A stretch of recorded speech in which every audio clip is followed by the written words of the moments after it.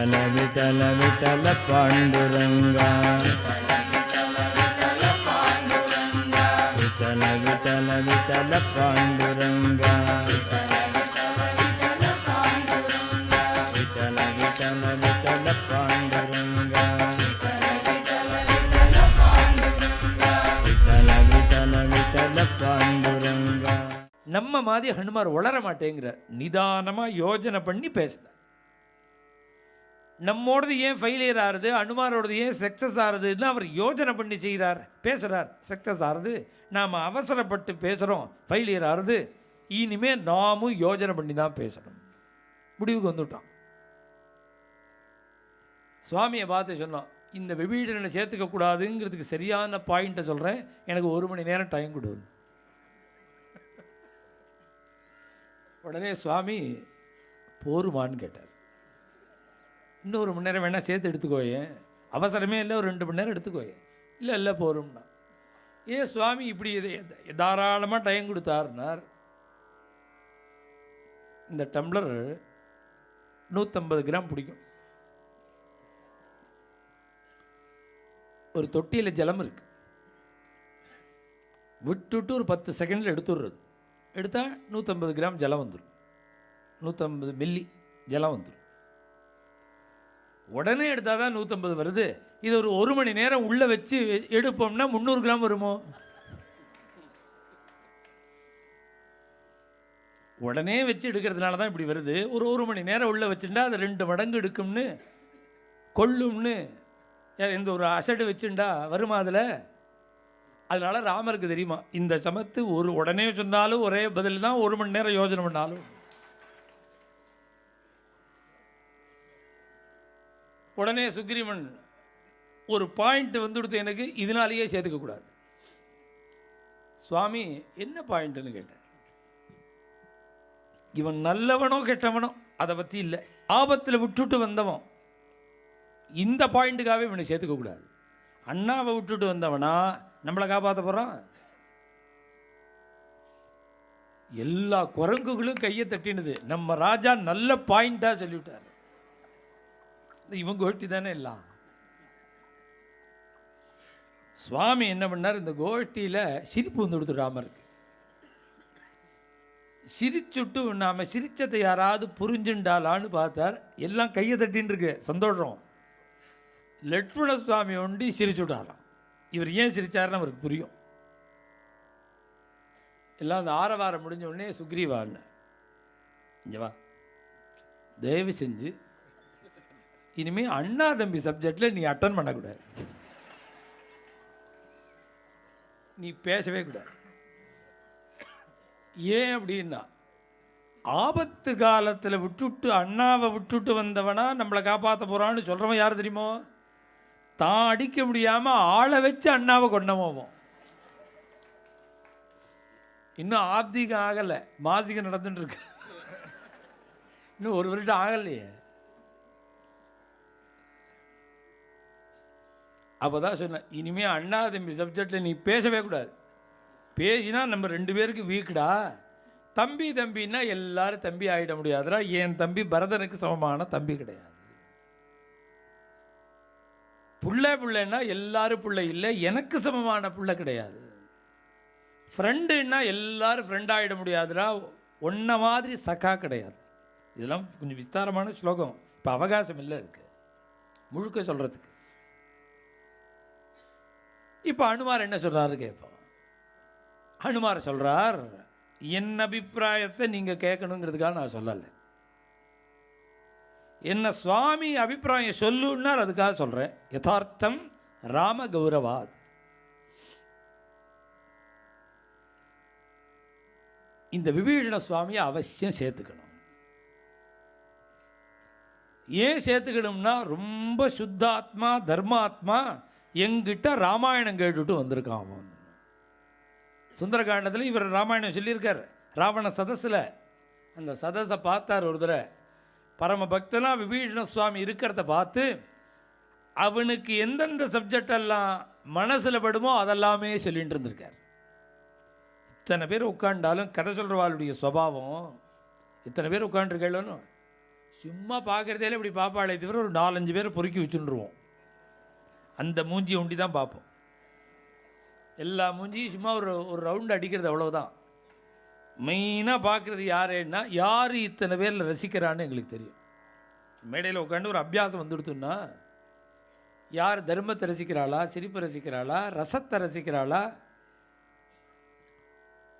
அர்த்தத்தை ரசிக்கிறாளா அப்படிங்கிறது புரியும். அப்படி நான் ரொம்ப ஸ்ரத்தையாக கேட்டுருக்காரேன்னு நினச்சின்னு பார்த்துட்டே இருக்கும்போது ஒரு கொட்டாவி விட்டுவிட்டாருன்னா அன்னி முழுக்க அவரை பார்க்கவே மாட்டோம். ஒரு கொட்டாவி விட்டால் போகிறோம், இன்றைக்கி கிடையாது உனக்கு, அப்புறம் அடுத்த ஆளை பார்த்துருவோம். ஏன்னா அஸ்ரத்தை இருக்குன்னு. இது மாதிரிலாம் இதெல்லாம் ஒரு நேச்சர், பிரவச்சனம் பண்ணுறவாளுடைய சுபாவம். அதனால் அந்த கோஷ்டியை பார்த்தார் ஆஞ்சநேய சுவாமி. இந்த விபீஷண சுவாமி ஹிருதயத்தில் பட்டுட்டார்.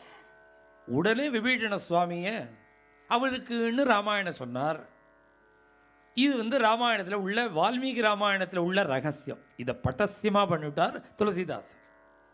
ராத்திரி சீதையை தேடிண்டு வரும்பொழுது, ராத்திரி ஆஞ்சநேய சுவாமி லங்கையில் சீதையை தேடும்பொழுது திடீர்னு திவ்யமான சுகந்தம், துளசி வாசனை. என்ன துளசி வாசனை அடிக்கிறதேன்னு ஆச்சரியப்பட்ட ஆஞ்சநேய சுவாமி அந்த வாசனையை பிடிச்சுட்டே போய் பார்க்குறார். ஒரு ஆர்ச், ஒரு வீட்டினுடைய தோட்ட ஆர்ச். அந்த ஆர்ச்சில் 2 பக்கத்துலையும் சங்க சக்கர சின்னம் பதிச்சிருக்கு, பெருமாளுடைய திருச்சின்னம். உண்மையாக இது பக்தனுடைய கிரகமாக தான் இருக்கணும்னு உள்ளே போய் பார்க்கிறார்.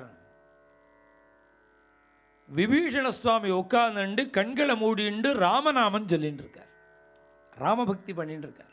இவா எல்லாருக்குமே பெருமாளை தெரியும். ஏன்னா மாரீஜன்கா 15-25 வருஷமாக தெரியும். மாரீஜனை ராமரோட 12வது வயசுலேயே அனுப்பிச்சு விட்டாலே இந்த கோஷ்டி. அதனால் இவாளுக்கு ராமர்கிட்ட மாரீஜன்ட பரிச்சயம் உண்டு. மாரீஜன் மூலமாக ராமரை பரிச்சயம் உண்டு. காட்டுக்கு ராமச்சந்திர பிரபு வந்தத்துலேருந்து 2 பேர் வாட்சி பண்ணிகிட்டே இருக்கார் ராமரை. ஒன்று மாரீஜன், இன்னொன்று விபீஷண சுவாமி. பார்த்து தான் அவருக்கு ராமர்கிட்ட ஒரு பக்தி ஏகாந்தமாக உட்கார்ந்து கொண்டு ராமநாமன் சொல்லின்னு இருக்கார் அவருடைய வீட்டில். அவருக்கு எதிர்த்த மாதிரி ஆஞ்சநேய சுவாமி குதித்த உடனே விபீஷண சுவாமி ரொம்ப சந்தோஷப்பட்டு அவருடைய சரணத்தில் விழுந்து, உடனே அனுமார் கேட்கிறார், இப்பேற்பட்ட பாபிகள் இருக்கிற லங்கையில் பரமபாகவதோத்தமரா நீங்கள் ராமநாமன் சொல்லின்னு இருக்கேன்னு இவர் கொண்டாடினார். உடனே விபீஷண சுவாமி, நான் எப்படி தெரியுமா இங்கே அவஸ்தைப்பட்டுருக்கேன், என்னை சுற்றி இருக்கிறவா எல்லாரும் அசத்துகள், துஷ்டாள். நான் மாத்திரம்தான் ராமச்சரணத்தில் ஒரு பக்தியோடு கூட ராமநாமன் சொல்லின்னு இருக்கேன். சங்கமே வேற. எனக்கு ஒரு சத்சங்கம் வேணும்னா இங்கே கிடையவே கிடையாது. சத்சங்கம் இல்லாட்டா கூட பரவாயில்ல, துஷ்சங்கத்தில் டாப் மோஸ்டாக இருக்கு. திரும்பினா நான் ஒரு கொஞ்சம் நகர்ந்தா கூட எனக்கு சிரமம். அது மாதிரி உள்ள துஷ்சங்கம் வெளியில். நான் அதை எப்படி நான் கஷ்டப்படுறேன்னு உங்களுக்கு எப்படி சொல்ல முடியும்? நான் எப்படி இந்த துஷ்சங்கத்தில் சிரமப்படுறேன்னு உங்களுக்கு எப்படி சொல்ல முடியும்? இப்போ இதான் விஷயம். யாராவது சொல்லுங்க பாப்போம். யார் வேணாலும் சொல்லலாம், தோணவே தோணாது. இவர் எப்படி துஷ்சங்கத்துக்கு நடுப்பில் மாட்டின்னு இருக்காருங்கிறதுக்கு உதாரணம் யாருக்கும் தோணாது. துளசிதாசர் சொல்றார், 32 கூர்மையான பற்களுக்கு நடுப்பில் மிருதுவான நாக்கு மாட்டின்னு இருக்கிற மாதிரி நான் மாட்டின்னு இருக்கேன். கொஞ்சம் திரும்பினதுன்னா பல்லு கடிச்சு போடுறது. பாதி சாப்பாட்டில் பல்லு கடிச்சு ஆங்கிறான். உடனே சாதம் போடுற அம்மா சொல்கிறா, யாரோ பாபி வெய்யறான். நம்மளை யாராவது வெச்சான்னு வச்சுக்கோங்க, நம்ம நாக்க பல்லு கடிச்சிரும். பிரம்மேந்திராள் சொல்கிறார், யாரோ பாபி வெய்யறான்னு உங்கள் அம்மா சொல்கிறாளே, அது இல்லைடா, உன் பல்லு தான் வெய்யறது. ஒன்று ஏன் பல்லு வெய்யறது அப்படின்னா, நீ நாமம் சொல்லாமல் வம்பு வளர்த்து சண்டை போட்டு கடைசியில் தண்டனை பல்லுக்கு. நாக்கில் நரம்பு இல்லாமல் கண்ணாமின்னான்னு பேசினான்னா வரவன் என்ன பண்ணுறான், பல்ல தட்டி கையில் கொடுத்துட்றான். ஒழுங்காக இல்லைன்னா பல்ல தட்டு வேங்குறான். தப்பு பண்ணுறது நாக்கு, அடி வாங்கிறது பல்லு. அதனால் பல்லு தாண்டா நாமஞ்சொல்லாத நாக்கை கடிக்கிறது. ப்ரூஹி மூக்குந்தேத்தி ரசனே ப்ரூஹி மூக்குந்தேத்தி ரசனே ப்ரூஹி மூக்குந்தேத்தி ரசனே ப்ரூஹி மூக்குந்தேத்தி. அவர் அதனால தான் நாக்கை பார்த்து சொல்லுவார், ஏ நாக்கே முகுந்தான்னு சொல்லுவோம். கேசவ மாதவ கோவிந்தேத்தி. அந்த 32 கூர்மையான பற்களுக்கு நடுப்புல மிருதுவான நாக்கு இருக்கிற மாதிரி நான் சிரமப்படுறேன். நீ உரிய காலத்தில் பிரபுவனுடைய சரணத்துக்கு வந்து சேர்ந்துரு, நான் பிரபுகிட்ட சொல்லி வைக்கிறேன்னு அனுமார் சொல்லியிருக்கார். இது சுந்தரகாண்டத்தில் ஆஞ்சநேய சுவாமி லங்கைக்கு வந்தபொழுது நடந்த ஒரு விஷயம். அதை தான் இங்கே சரணாகதி பண்ணுற காலத்தில், விபீஷண சுவாமி சரணாகதி காலத்தில் எங்கிட்ட ராமாயணம் கேட்டுட்டு வந்திருக்கா. வால்மீகி ராமாயணத்தில் ஒரு ஹின்ஸ் தான், அதனுடைய சரித்திரத்தை துளசிதாஸ் ராமாயணத்தில் தான் சொல்கிறார். பரமபக்தன்னு விபீஷண சுவாமிக்கு ஒரு ஆச்சாரிய ஸ்தானத்தில் இருந்து ஆஞ்சநேய சுவாமி இவருக்காக பகவான்கிட்ட பிரார்த்திக்கிறார். இப்படி ஆச்சரியமான ஒரு ராமாயணம். ராமாயணம் பண்ணினா காசியில் உள்ள அத்தனை வித்வான்களும் எதிர்க்கிறா. இத்தனை ராமாயணம் இருக்கு, நீ ஓ இஷ்டத்துக்கு பிராகிருத பாஷையில் கொச்சையாக ஒரு ராமாயணத்தை பாடியிருக்க அப்படிங்கிறார். அவரோ என்னை விஸ்வநாதன் தான் பண்ண சொன்னார், பரமேஸ்வரன் தான் ராமாயணம் பண்ண சொன்னார். சொன்னால் யார் நம்புறா? அப்போ ஒன்று பண்ணுவோம், எல்லா ராமாயணத்தையும் விஸ்வநாதர சந்நிதியில் வச்சுடுவோம். எந்த ராமாயணம் மேலே இருக்கோ அதை விஸ்வநாதர் ஏற்றுனுட்டார்னு அர்த்தம். வேணும்னு துளசிதாஸ் ராமாயணத்தை கீழே வச்சு பாக்கி எல்லா ராமாயணத்தையும் மேலே வச்சு விஸ்வநாதருடைய சன்னிதானத்தில் வச்சு கதவை சாத்திட்டார். ராத்திரி நந்திகேஸ்வரரை கூப்பிட்டார் விஸ்வநாதர். பரமேஸ்வரன் நந்தியை கூப்பிட்டார், நீ ஒரு காரியம் பண்ணணும், இந்த புஸ்தக வரிசை கலையக்கூடாது, கலையாதபடி உன் கொம்பால் குத்தி இதை பிரட்டி வச்சுடுனார். 2 கொம்பு இருக்கணும் அவருக்கு, கொம்பால் குத்தி இந்த வரிசையை அப்படியே பிரட்டி வச்சுடுவார்.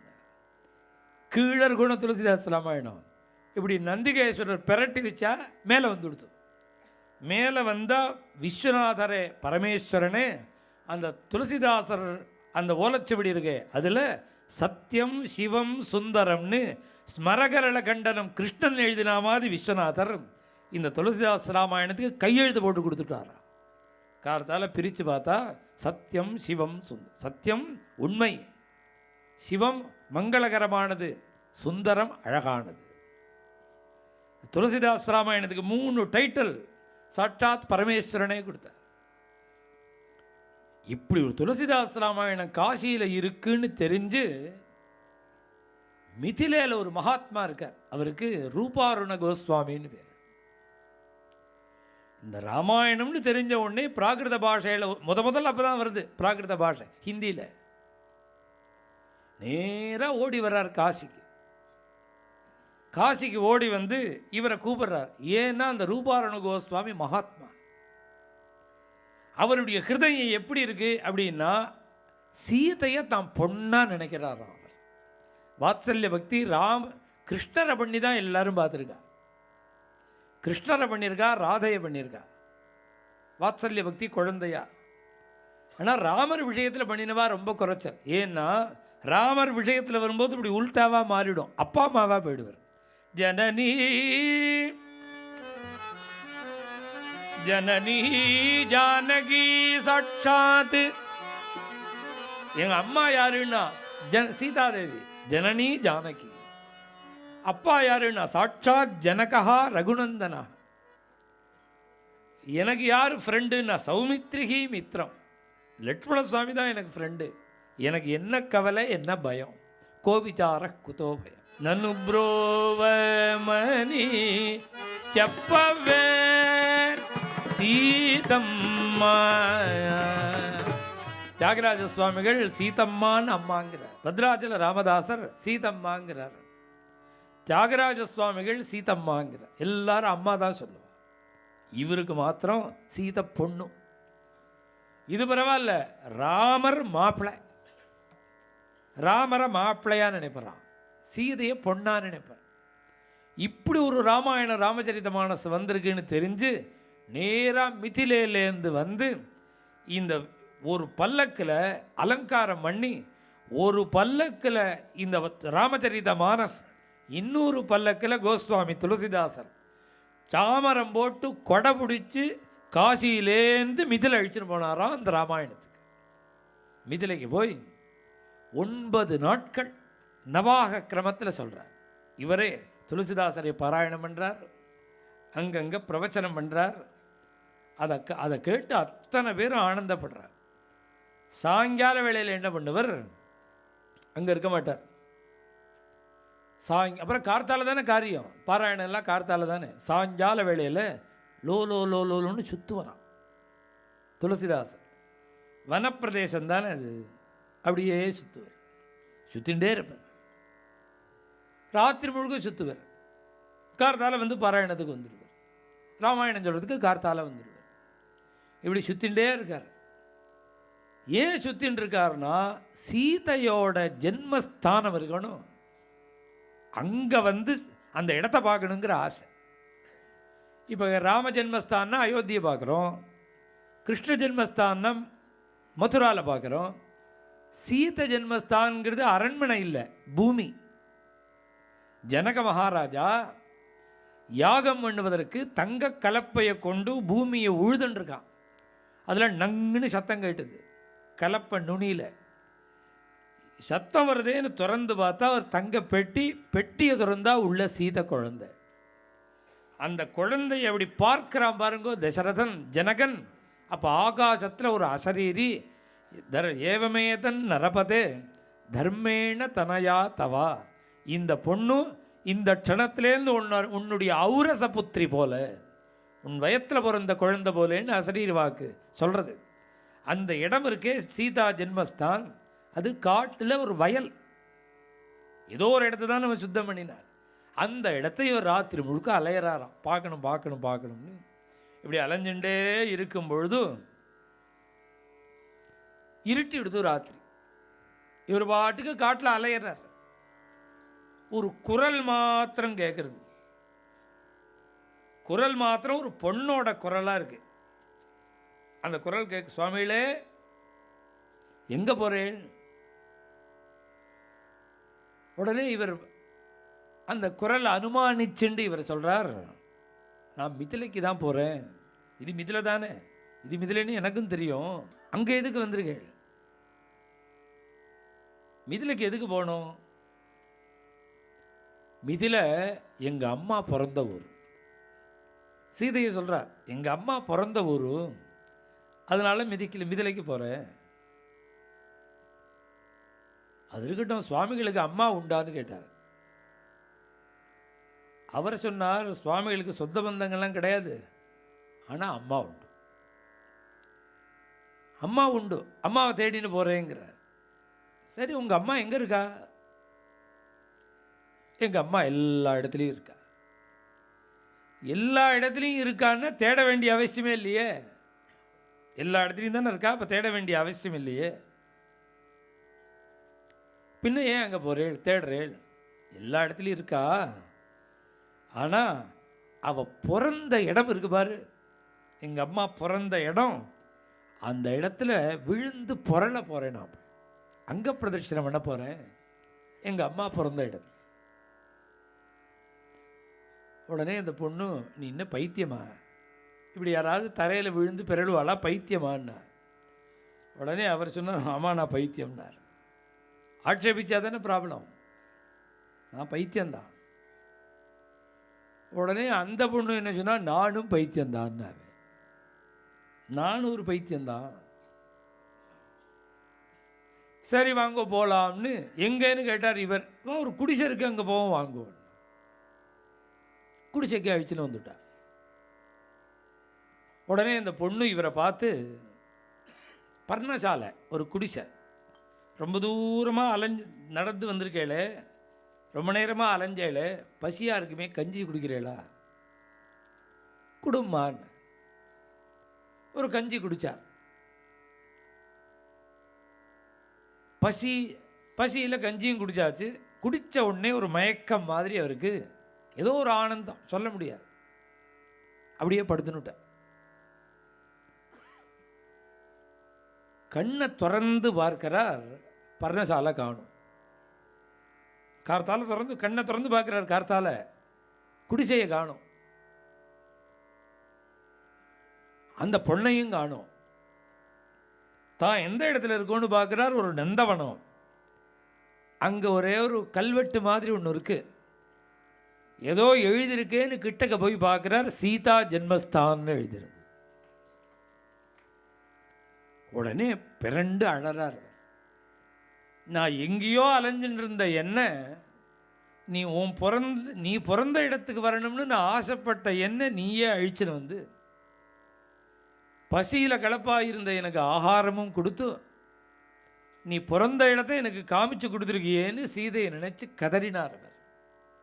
இப்படி ஆச்சரியமாக ஒரு ராமாயணத்தை மிதிலையில் முடிச்சுவிட்டு சீதா ஜென்மஸ்தானையும் தரிசனம் பண்ணிவிட்டு நேராக காசிக்கு வந்தால், காசியில் இருக்கிற வித்வான்கள்லாம் இவருடைய ராமாயணத்தை துவேஷிக்கிறார். கடைசியில் மதுசூதன சரஸ்வதின்னு ஒரு மகாத்மா. அவர் யாருன்னா அத்வைத சாஸ்திரத்துக்கு பரமப்பிரமாணமான ஒரு கிரந்தம் பண்ணினவர். அப்பேற்பட்ட மதுசூதன சரஸ்வதி மகா அத்வைதி, பரமவேதாந்தி. ஆனால் அவர் பண்ணின ஸ்லோகம் எல்லாருக்கும் கொஞ்சம் தெரியும். கிருஷ்ணாத் பரம் கிமபி தத்துவமகம் நஜானே வம்சீ விபூஷிதகராத் நவநீரதாபாத் பீதாம்பராத். அவருக்கு சாஸ்திரங்கிற விஷயத்துக்காக புஸ்தகம் பண்ணினேன், என் கிருஷ்ணனுக்கு மேலே எதுவுமே கிடையாதுங்கிறார் இவர். நீ சாஸ்திரம் வேணுங்கிறதுக்காக, அத்வைத சாஸ்திரத்துக்காக இந்த கிரந்தம், ரூபம் கிடையாதுங்கிற கிரந்தம், நிர்ணயத்துக்கு, சாஸ்திர நிர்ணயத்துக்கு. என்ன கேட்டால் என்ன சொல்லுவேன் தெரியுமா, கிருஷ்ணாத் பரம் கிமபி தத்துவம். இது மாதிரி இன்னொருத்தர் பண்ணியிருக்காரு, ரூபம் கிடையாது அப்படின்னுலாம் சாஸ்திரத்தை நிர்ணயம் பண்ணிவிட்டு கடைசி ஸ்லோகத்தில் சொல்கிறார், இப்படிலாம் நான் பண்ணிவிட்டேனேன்னு கிருஷ்ணா நீ என்னை தப்பாக நினைக்காத, என்னை நீ மன்னிச்சுடுங்கிறார். ஒரு ரூபமும் கிடையாதுன்னு சொல்லிவிட்டு கடைசியில் முடிச்சு விட்டு அப்புறம் கிருஷ்ணனுக்கு ஒரு ஸ்லோகம், இப்படிலாம் நான் சொல்லிவிட்டேனே நீ தப்பாக நினைக்காத, அது சாஸ்திரம், நாம வேறேன்னுட்டார். சாஸ்திர விஷயம் வேற, நாம வேற. அப்பேற்பட்ட மதுசூதன சரஸ்வதிகிட்ட இந்த புஸ்தகத்தை கொண்டு கொடுக்குறார். அவரே வந்து வாங்கிக்கிறார். அவர் மகாவித்வான், சம்ஸ்கிருத பண்டிதர். இவரோ பிராகிருத பாஷையில் ராமாயணம் பண்ணியிருக்கார். அதை பெரட்டி பார்த்தா தாரியாக கண்ணீர் விட்டு கடைசியில் பலஸ்ருதி என்னன்னார், அவர் பிரம்ம விசாரமே நின்றுடு தான். அவருக்கு பிரம்ம விசாரம் நின்று போய், சன்னியாசிகளுக்குன்னு கொஞ்சம் அனுஷ்டானம் உண்டு பார்த்தேலா, அந்த அனுஷ்டானங்களும் நின்று தாரையாக கண்ணீர் விட்டுருக்காராம் மதுசூதன சரஸ்வதி சுவாமிகள்.